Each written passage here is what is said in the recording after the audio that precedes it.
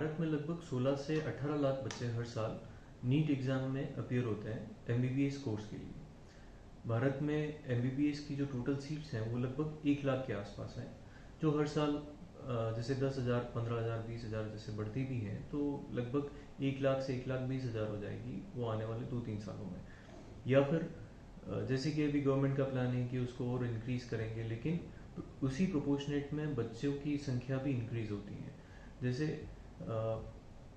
पिछले 2 सालों में पहले 13 लाख बच्चे अपीयर हुए थे, फिर 15 लाख हुए थे, फिर 17 लाख हुए हैं। इस साल एक्सपेक्टेड है कि 17 से 18 लाख बच्चे अपीयर होंगे।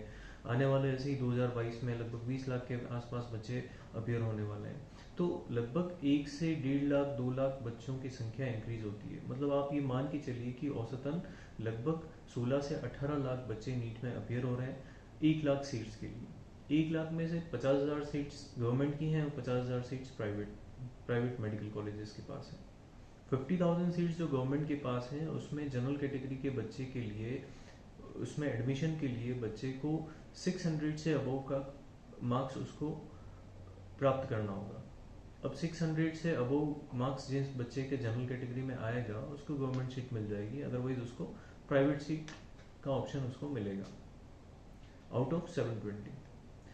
और जो बच्चे जैसे सपोज 1 लाख बच्चे जो फर्स्ट 1 लाख स्टूडेंट्स हैं उन्होंने इंडिया में प्राइवेट कॉलेज और गवर्नमेंट कॉलेज दोनों में सीट्स ले ली। अब बाकी के जो बच्चे जो बचते हैं उनमें से जैसे 17 लाख बच्चे बच गए, तो उनमें से कुछ बच्चे वो मुश्किल से 15 से 20,000 बच्चे होते हैं जो अब्रॉड के लिए जाते हैं, जैसे China, Russia, Kazakhstan, Kyrgyzstan, Bangladesh, Nepal, Georgia, Belarus, ऐसी कई कंट्रीज हैं। लगभग 8 से 10 कंट्रीज हैं जहाँ पर बच्चे एडमिशन के लिए जाते हैं, एमबीबीएस के लिए जाते हैं और अपने 5 साल, 6 साल, 7 साल का जो भी उनका कंट्री वाइज कोर्स है वो करने के बाद वापस भारत आते हैं। अभी उन बच्चों के लिए 2021 तक ये रूल था कि उनको एफएमजी एग्जाम देना होता था। ये इस स्टैंडर्ड को देखने के लिए कि जो भारत में बच्चा प्रैक्टिस करेगा क्या वो उसके लिए एलिजिबल है या नहीं है। तो अभी तक इंडिया से जो बच्चा एमबीबीएस कर रहा है उसके लिए ऐसा कोई रूल नहीं था कि उसको एग्जिट एग्जाम देना पड़ेगा। लेकिन 2022 से जैसा कि अभी एनएमसी फॉर्म हुआ है, नेशनल मेडिकल कमीशन, एमसीई को हटाया गया क्योंकि कई भ्रष्टाचार के आरोप लगे और कई ऐसी बातें थी जो जिसको एमसीई को डिसॉल्व करना पड़ा और नेशनल मेडिकल कमीशन को लेके आए। नेशनल मेडिकल कमीशन ने बताया कि एफएमजी को हटाकर हम नेक्स्ट एग्जाम लेकर आने वाले हैं, NEXT करके एग्जाम लेकर आने वाले हैं, जो इंडियन मेडिकल स्टूडेंट को भी देना होगा और वो फॉरेन मेडिकल स्टूडेंट को भी देना होगा। अब इंडियन मेडिकल स्टूडेंट के लिए चेंज ये हो रहा है कि पहले उसको कोई एग्जाम नहीं देना होता था, एग्जिट एग्जाम, लेकिन उसको अब एग्जिट एग्जाम देना पड़ेगा।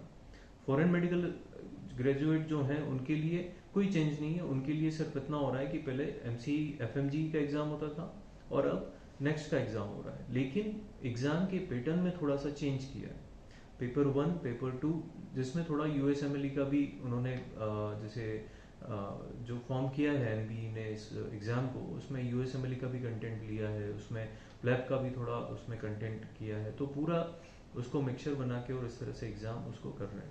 तो ये बिल्कुल ही बहुत अच्छा मतलब स्वागत करने योग्य जैसा फैसला है नेशनल मेडिकल कमीशन के इस एग्जाम का। लेकिन इसमें डिस्क्रिमिनेशन कहाँ हो रहा है कि जहां पर दोनों बच्चे, जैसे ये एक बच्चा इंडियन मेडिकल ग्रेजुएट है, एक बच्चा फॉरेन मेडिकल ग्रेजुएट है, आप इस तरह से समझें। तो इंडियन मेडिकल ग्रेजुएट वाला जो बच्चा है ये पेपर 1 देगा, पेपर 2 देगा। फॉरेन मेडिकल ग्रेजुएट वाला बच्चा भी पेपर 1 देगा, पेपर 2 देगा।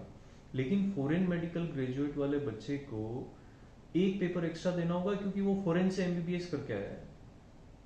अब जब योग्यता जब आंकी जा रही है तो पैमाना भी एक जैसा होना चाहिए, लेकिन ऐसा नहीं हो रहा है। तो इस बच्चे को जो फॉरेन से पढ़ के आया है इसको एक पेपर एक्स्ट्रा देना है क्योंकि वो फॉरेन से पढ़ के आया है। अब मान लीजिए कि फॉरेन से जो बच्चा पढ़ के आया है ये वाला, इसने पेपर 1 में इंडियन मेडिकल ग्रेजुएट के पेपर 1 से ज्यादा मार्क्स हासिल किए हैं। सपोज इसने 100 नंबर प्राप्त किए हैं और इसने 140 मार्क्स इसने ऑब्टेन किए हैं।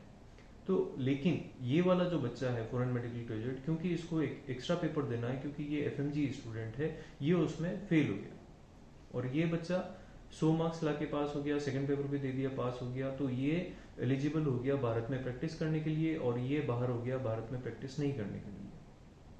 तो ये बिल्कुल डिस्क्रिमिनेशन है, क्योंकि जब जब योग्यता आकी जा रही है तो एक पैमाना होना चाहिए, एक रूल होना चाहिए सभी के लिए। दूसरी बात, इस बच्चे को जो इंडिया में पढ़ाई कर रहा है, इस बच्चे को अनलिमिटेड अटेम्प्ट है, ये 10 साल में NEXT के एग्जाम को क्लियर करे। लेकिन फॉरेन मेडिकल ग्रेजुएट का जो बच्चा है, जो फॉरेन से पढ़ के आ रहा है, इसको सिर्फ 2 साल दिए जा रहे हैं कि आप 2 साल में जितने एग्जाम होंगे, जो अब रूल आने वाला है, तो उन 2 साल में आप उस एग्जाम को क्लियर करो।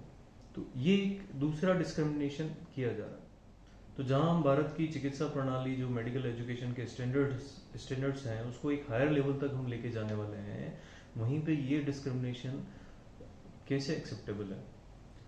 अब सीधा सा मतलब ये समझ में आता है कि जहां पर इंडिया में प्राइवेट कॉलेजेस की जो मेडिकल ऑनर्स की जो लॉबी है वो बहुत स्ट्रांग है। हो सकता है वो पॉलिटिशियंस हैं, वो ब्यूरोक्रेट्स हैं, कोई भी हो सकता है, लेकिन बहुत स्ट्रांग है।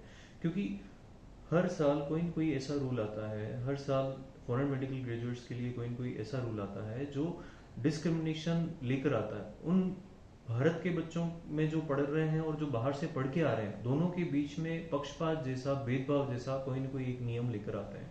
तो ऐसा क्यों हो रहा है? क्योंकि फॉरेन मेडिकल ग्रेजुएट के लिए जो जा रहा है बच्चा, जो FMG बच्चा है या जो भारत से बाहर पढ़ने जा रहा है, वो भी तो भारत का नागरिक है, उसके पेरेंट्स भी तो भारत के नागरिक हैं, वो भी तो यहाँ का टैक्स पेयर है, उसके फादर मदर भी तो इंडिया में टैक्स पे करते हैं। तो फिर ये डिस्क्रिमिनेशन क्यों लाया जा रहा है? या तो इसको बिल्कुल ही बंद कर दिया जाए, या तो ऐसा गवर्नमेंट के द्वारा या NMC के द्वारा ऐसा बिल्कुल बोल दिया जाए, रिटर्न में दे दिया जाए कि कोई भी बच्चा भारत से बाहर मेडिकल की पढ़ाई करने नहीं जाएगा। क्योंकि जिस तरह से रूल्स लेके आए हैं उसका मतलब तो यही होता है, बस केवल इतना सा लिखना बाकी है कि भारत से बाहर कोई पढ़ने नहीं जा सकता। तो इस तरह के जो रूल्स हैं ये बिल्कुल भेदभावपूर्ण है। और मैं तो प्रयत्न कर ही रहा हूँ, मैं गवर्नमेंट को भी, हम हमारी कंपनी जो पल्स इंटरनेशनल एजुकेशन कंसल्टेंसी है, pulse consultancy services private limited, उसके माध्यम से हम सरकार को अपील कर रहे हैं, उसके माध्यम से हम सरकार को लिख रहे हैं।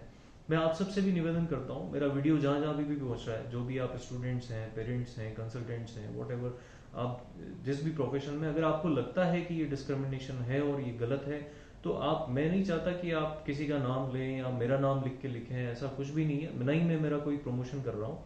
आप बिल्कुल अपने अपने नाम से, अपने माध्यम से आप लिखें, और जिसमें आपको लगता है कि मेरा कुछ सहयोग चाहिए, आपको लगता है कि कुछ रिटर्न वर्क में मेरा सहयोग चाहिए, आपको कुछ डॉक्यूमेंट्स वगैरह चाहिए, या कोई लीगली आपको एक्शन लेना है, उसमें कुछ सहयोग चाहिए, तो आप बिल्कुल, मेरा डिस्क्रिप्शन में मेरा नंबर है, उस पर आप मुझे कॉल कर सकते हैं, व्हाट्सएप कर सकते हैं। और किसी भी स्टूडेंट को कोई भी परेशानी है, किसी भी तरह से कोई भी कंफ्यूजन है नेक्स्ट को लेकर, तो आप मुझे कांटेक्ट कर सकते हैं।